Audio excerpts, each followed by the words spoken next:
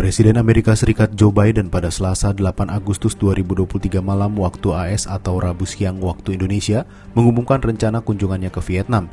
Lawatan ini merupakan bagian dari upaya Amerika Serikat menandingi Cina, sesama negara komunis di kawasan. Biden menyebut sudah waktunya bagi Vietnam dan Amerika Serikat memanfaatkan kesempatan. Biden mengaku pada Juli lalu ada pemimpin Vietnam yang sangat ingin bertemu dirinya. Sejumlah pihak menduga orang yang dimaksud Biden adalah Sekjen Partai Komunis Vietnam, Nguyen Phu Trong. Nguyen dan Biden memang pernah berbicara melalui telepon pada Maret 2023 dan sepakat meningkatkan hubungan AS-Vietnam. Adapun hubungan AS-Vietnam berstatus kemitraan komprehensif sejak 2013. Di era pemerintahan Barack Obama, AS memberikan penawaran pada Vietnam untuk menaikkan status hubungan menjadi kemitraan strategis. Tawaran terbaru juga disampaikan Menlu AS Antony Blinken saat kunjungan ke Hanoi pada April lalu. Ditambah dalam kunjungannya ke Hanoi Juli lalu, Menteri Keuangan AS Janet Yellen menyebut perdagangan AS Vietnam juga mengalami perkembangan pesat. For the past 2 decades, trade between our two countries grew at nearly 25% a year, and that is an astounding rate.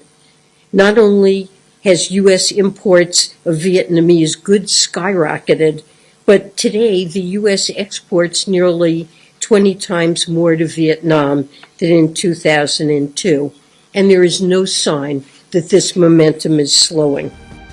Koordinator Kebijakan Indo-Pasifik pada Dewan Keamanan Nasional AS, Kurt Campbell, menyebut Vietnam adalah negara mengambang yang penting di Indo-Pasifik dari sudut pandang persaingan AS-Cina. Dari sisi ekonomi, teknologi hingga geopolitik, posisi Vietnam penting bagi Amerika Serikat. Dosen Ho Chi Minh City University, Hun Tam Sang, menyebut Hanoi tetap akan sangat hati-hati meningkatkan hubungan dengan AS.